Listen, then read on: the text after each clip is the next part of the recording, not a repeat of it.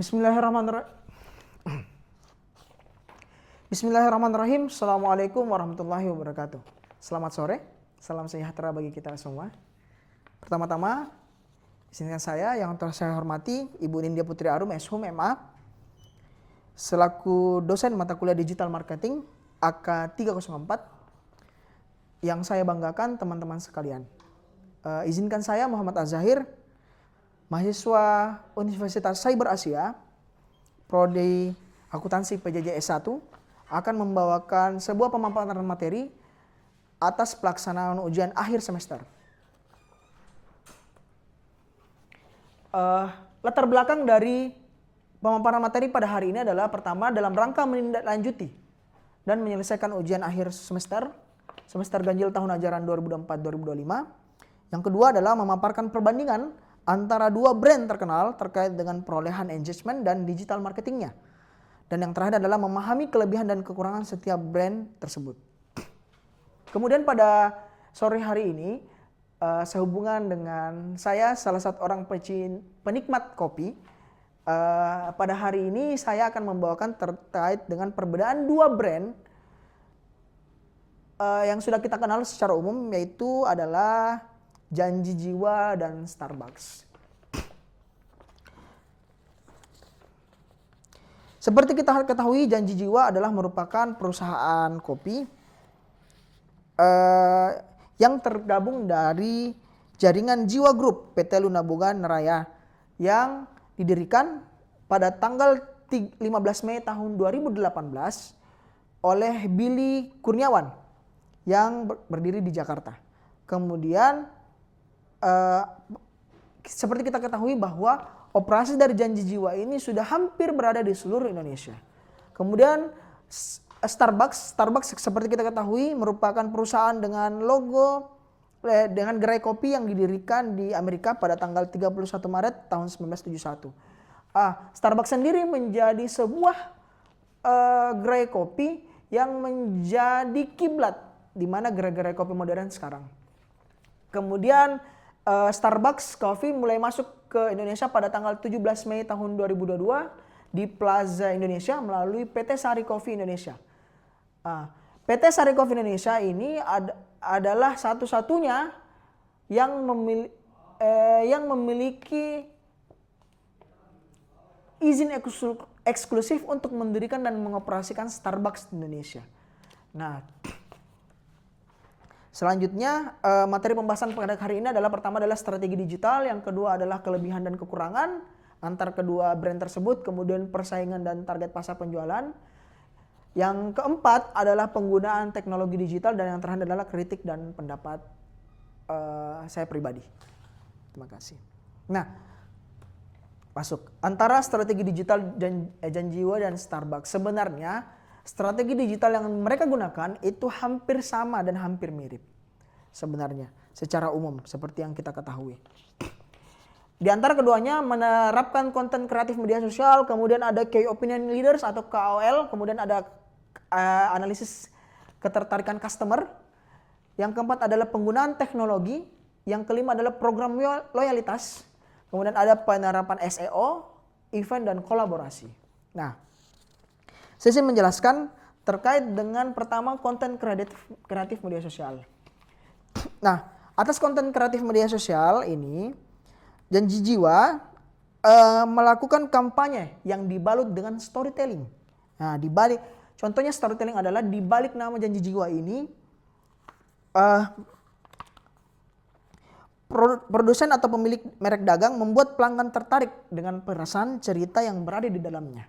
Kemudian Janji Jiwa menggunakan kanal media sosial berupa Instagram, kemudian Twitter atau X, Facebook, TikTok, dan lain sebagainya untuk menarik atensi pelanggan. Salah satu triknya adalah User Generated Content atau UGC. Merupakan ajakan untuk berbagi foto dan video pelanggan dalam menikmati sajian makanan maupun minuman yang disajikan oleh Janji Jiwa. Selain hal tersebut, Janji Jiwa juga menerapkan trend and challenge untuk menarik perhatian pelanggannya, utamanya anak-anak muda. Kemudian ada Key Opinion Leaders atau KOL. merupakan kegiatan kolaborasi dengan beberapa influencer, baik itu influencer lokal maupun nasional, dan tokoh-tokoh berpengaruh yang menarik engagement dan simpati bagi konsumen-konsumennya. Jadi tidak dipungkiri bahwa influencer-influencer tersebut adalah memberikan dampak yang besar ketertarikannya bagi setiap konsumen. Karena contohnya suatu kelompok masyarakat yang tertarik dengan pemimpin atau tertarik dengan seorang influencer akan mengikuti apa yang public figure itu lakukan. Contohnya adalah salah satu saat dia mengkonsumsi makanan atau minuman. Kemudian yang ketiga adalah analisis karakteristik customer. Nah, analisis ketertarikan dan karakteristik customer itu dengan menggunakan semacam Google Review atau Instagram Insight, algoritma, serta pemasaran melalui layanan iklan maupun ads pada setiap media sosial. Hal ini guna untuk menarik perhatian atau pelanggan, baik itu pelanggan baru maupun pelanggan yang sudah ada. Kemudian yang keempat adalah penggunaan teknologi. Nah, Janji Jiwa menerapkan penggunaan teknologi baik itu berupa web maupun aplikasi, serta menggunakan chatbot untuk memudahkan pelanggan berinteraksi dengan penyedia layanan terhadap setiap keluhan maupun memberikan respon dan feedback kepada pelanggan atas apa yang dirasakan oleh pelanggan saat mengkonsumsi atau menggunakan layanan-layanan yang diberikan oleh Janji Jiwa. Hal itu guna memberikan kesan ramah serta solutif atas setiap permasalahan-permasalahan yang dirasakan oleh pelanggan. Kemudian yang kelima adalah program loyalitas dan promosi. Nah, Janji Jiwa memberikan diskon atau flash sale tertentu untuk meningkatkan pembayaran serta menggunakan loyalty program berupa pemberian poin atau stem atas setiap pembelinya. Kemudian pelanggan diiming-imingi suatu diskon yang dimana itu akan menyebabkan pelanggan tertarik untuk membeli kembali produk-produk yang diberikan. Nah, hal ini guna untuk mempertahankan customer-customer lama, pelanggan-pelanggan lama, maupun untuk menarik perhatian pelanggan-pelanggan baru. Kemudian yang keenam adalah penerapan SEO atau Search Engine Optimization. Hal ini guna untuk melakukan optimalisasi mesin pencari serta memudahkan perusahaan untuk menemukan pelanggan baru di area tertentu. Kemudian yang ketujuh adalah melaksanakan event khusus maupun dalam rangka perayaan ataupun kegiatan-kegiatan yang bersifat workshop, kemudian ada testing session, kemudian ada kampanye atau kegiatan sosial guna memberikan citra positif brand terhadap pelanggan-pelanggannya atau masyarakat.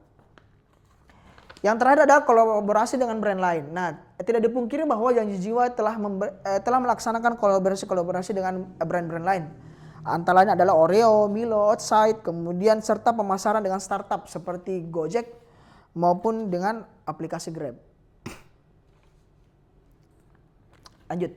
Nah, Janji Jiwa ini menanamkan kesan kopi lokal.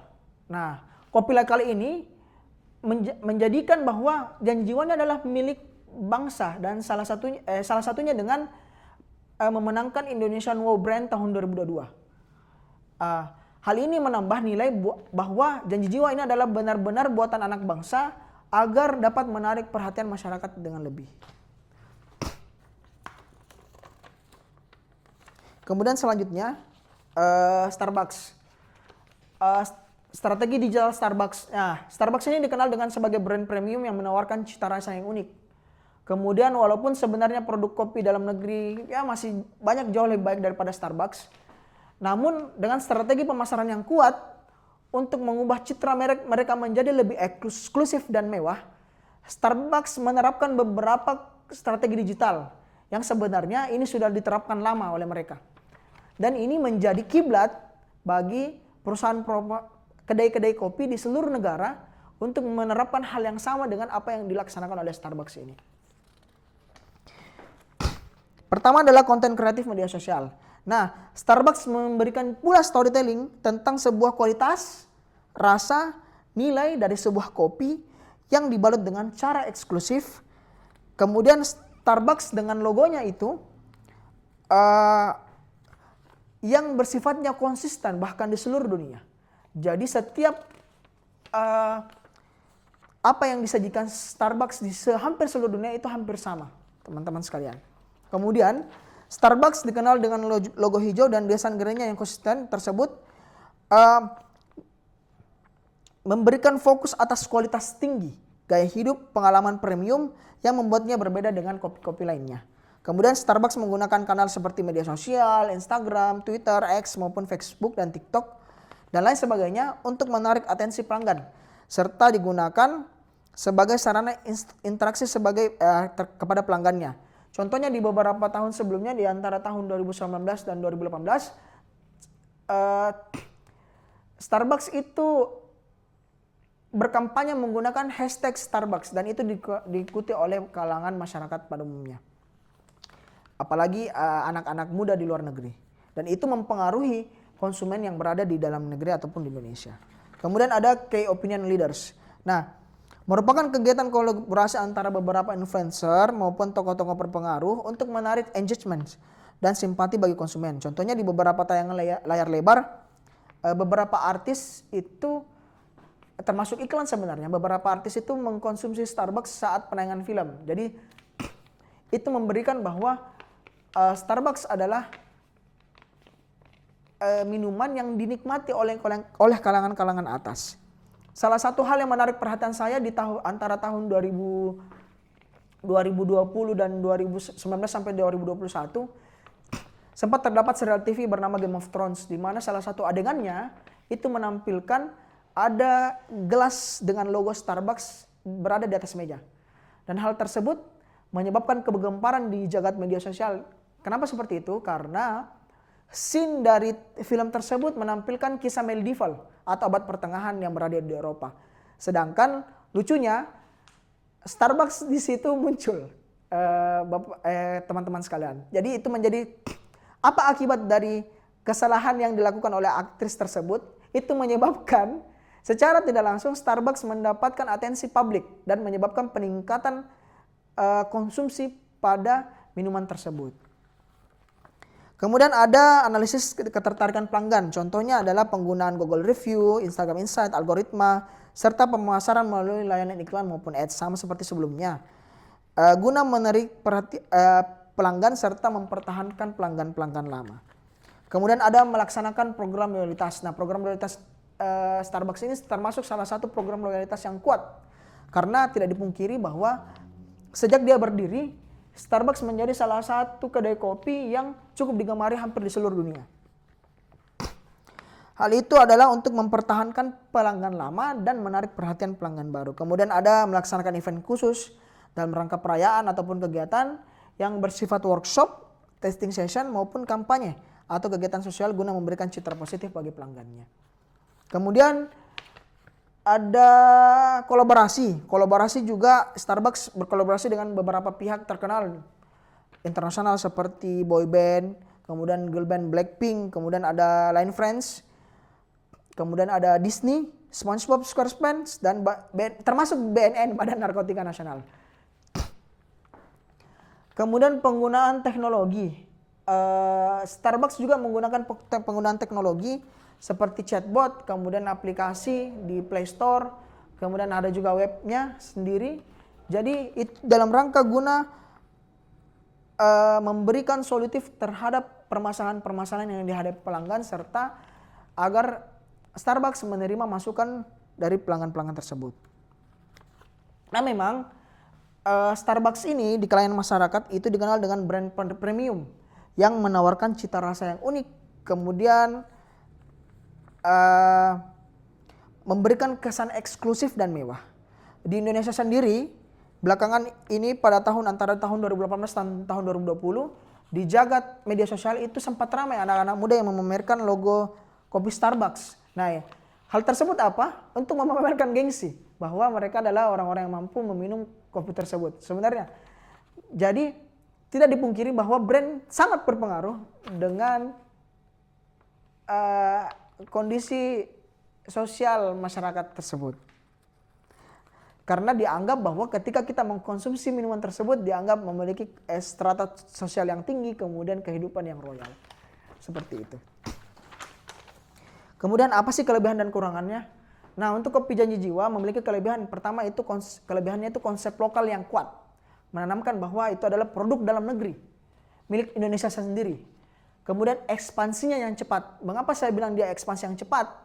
Bahkan sejak berdirinya gerai kopi Janji Jiwa itu sudah ada ratusan kopi gerai Janji Jiwa di Indonesia.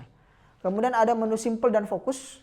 Kemudian ada Indonesian taste karena mengikuti selera atau lidah orang-orang Indonesia.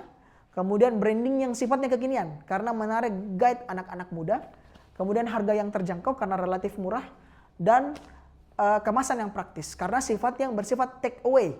Jadi dia grab and take away seperti itu. Kekurangannya adalah brand awareness yang rendah. Kemudian loyalty program yang belum matang karena memang tidak sama dengan Starbucks yang sudah berdiri sudah sejak lama. Kemudian ada ketergantungan oleh pasar lokal. Yang terakhir adalah kurang konsistennya antar gerai. Mungkin diakibatkan oleh penjaminan kualitas mutu atas setiap produk yang dikeluarkan. Biasanya atas brand-brand besar itu ada pemberian penjaminan kualitas mutu agar rasa yang dihasilkannya tetap konsisten dan sama. Kemudian selanjutnya adalah kelebihan dan kekurangan Starbucks. Kelebihannya adalah brand global yang kuat karena mendunia. Kemudian loyalty program yang canggih, tidak dipungkiri lagi. Itu sudah lama. Kemudian teknologi aplikasi yang mobile. Dan tidak dipungkiri juga bahwa penggunaan teknologi aplikasi mobile sudah ada sejak awal. Kemudian menaruh kesan pengalaman yang premium, eksklusif dan mewah. Nah, memang nilai jualnya adalah royal tersebut. Kemudian kualitas rasa yang konsisten. Jadi antara satu gerai dengan yang gerai lainnya itu pasti sama. Kemudian ada branding yang kuat. Mengapa saya bilang branding yang kuat? Ketika orang hanya gelasnya saja, kemudian dibalut oleh logo Starbucks, itu sudah dianggap bahwa orang tersebut bahwa oh orang ini royal, orang ini mengeluarkan ini karena harga secangkir kopi Starbucks itu ukuran medium itu ada sekitar harga 50 ribuan ke atas teman-teman sekalian. Kemudian kekurangannya, harganya yang relatif mahal, itu wajar. Kemudian persaingan ketat di pasar lokal Indonesia. Mengapa saya bilang persaingan ketat di pasar lokal Indonesia? Karena negara kita adalah salah satu negara penghasil kopi, biji kopi terbaik di dunia. Tidak memungkiri biji kopi Toraja, Sumatera, kemudian ada juga Luwak. Kemudian hal tersebut yang menyebabkan persaingan ketat di pasar lokal. Apalagi untuk saat ini, gerai-gerai kopi pasar lokal itu sudah banyak yang saya anggap bagus. Sebagai penikmat kopi itu sudah banyak yang bagus. Kemudian personalisasi dengan pasar lokal yang kurang efisien karena memang brandnya itu diperuntukkan untuk pasar global. Kemudian yang terakhir adalah ketergantungan pada pengalaman gerai. Kenapa begitu? Karena konsep dari Starbucks adalah ngopi di tempat kopi. Berbeda dengan Janji Jiwa. Kalau Janji Jiwa itu take and grab.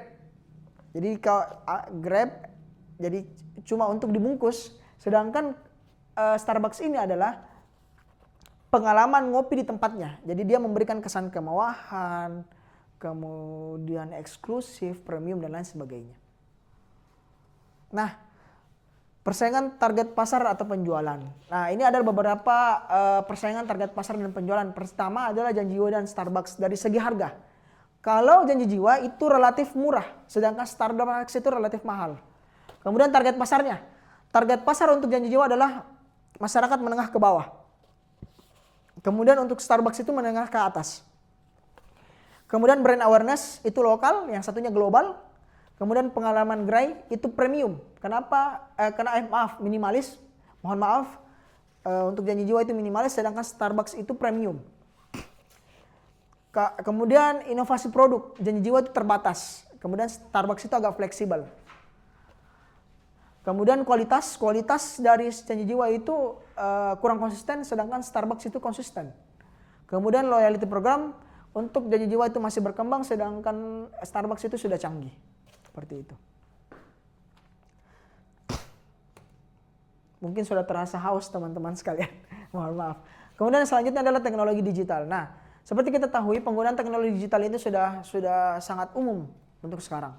Di mana kondisi perkembangan masyarakat dan era globalisasi semakin kencang, mau tidak mau kita sebagai konsumen maupun pengguna akan tekan, baik itu perusahaan maupun konsumen akan dipaksa untuk melaksanakan perkembangan teknologi tersebut. Nah, teknologi-teknologi digital, penerapan aplikasi dan lain sebagainya yang diterapkan oleh Kopi Janji Jiwa dan Starbucks antaranya adalah laman website. Seperti kita ketahui, laman website Janji Jiwa itu adalah jiwagroup.com, kemudian Starbucks itu untuk Indonesia starbucks.co.id. Kemudian untuk Instagram @kopijanjijiwa dan Starbucks @Starbucks Indonesia. Kemudian untuk laman X Twitter itu ada @kopijanjijiwa dan untuk Starbucks @sbucks Indonesia. Kemudian untuk Facebook ada Kopi Janji Jiwa dan Starbucks Indonesia. TikTok juga sama Janji Jiwa ID. Kemudian Starbucks Indonesia. Yang terakhir adalah aplikasi mobil. Untuk aplikasi mobile, untuk di layanan Google Play itu ada Jiwa Plus by Kopi Janji Jiwa X. Dan yang terakhir adalah Gplay untuk Starbucks sendiri adalah Starbucks Indonesia. Jadi di antara mereka berdua itu telah menerapkan penggunaan layanan aplikasi digital dalam rangka adalah untuk menarik guide masyarakat yang lebih banyak pelanggan, kemudian untuk mempertahankan loyalitas pelanggan yang sudah ada. Kemudian yang terakhir adalah pembahasan yang terakhir adalah kritik dan pendapat. Nah, berdasarkan Starbucks dan Janji Jiwa adalah merupakan dua brand konsumsi produk yang utamanya minuman yang memiliki operasi bisnis yang sama, namun masing-masing di antara keduanya memiliki positioning dan strategi bisnis yang berbeda. Karena Starbucks itu condong ke global, kemewahan, kemudian untuk kalangan kelas atas. Karena Janji Jiwa itu adalah untuk produk lokal, kemudian simple, dan tujuannya memang untuk masyarakat ke kalangan menengah ke bawah. Kemudian Starbucks menjadi kiblat gerai kopi global, unggul dalam hal pengalaman pelanggan, kualitas konsisten secara global, dan program loyalitas, tetapi harganya lebih mahal dan kurang personalisasi lokal Indonesia. Selain itu, agak sulit untuk bersaing di Indonesia karena munculnya banyak brand-brand lokal di kalangan masyarakat dan sulitnya bersaing dengan harga yang relatif mahal. Namun kualitas dan cita rasa lokal yang di Indonesia sendiri masih banyak lebih, jujur masih banyak lebih nikmat daripada Starbucks ini. Kemudian yang kedua adalah Janji Jiwa. Ini menawarkan harga yang terjangkau, kemudian konsep lokal yang kuat, kemudian masih perlu meningkatkan kualitasnya antar gerai agar konsistensi rasa di antar gerai itu tetap sama. Kemudian ada program loyalitas pelanggan yang masih harus dikembangkan, kemudian inovasi produk. Kenapa saya bilang begitu? Karena hampir semua gerai lokal memiliki konsep dan jenis minuman yang sama. Tidak ada nilai cita rasa yang berbeda, bahwa kalau kita minum kopi ini, wah ini kopi ini nih. Kalau minum kopi ini, wah ini kopi ini nih. Harus memang ada produk yang dikembangkan khusus untuk minuman-minuman tersebut. Kemudian selanjutnya, kedua brand tersebut, baik Janji Jiwa maupun Starbucks memiliki kelebihan dan kekurangannya masing-masing. Dan pilihan antara Starbucks maupun Janji Jiwa itu sangat tergantung dengan preferensi dan kebutuhan dari konsumen. Jadi mau itu Starbucks maupun Janji Jiwa itu adalah opsional antara setiap konsumen.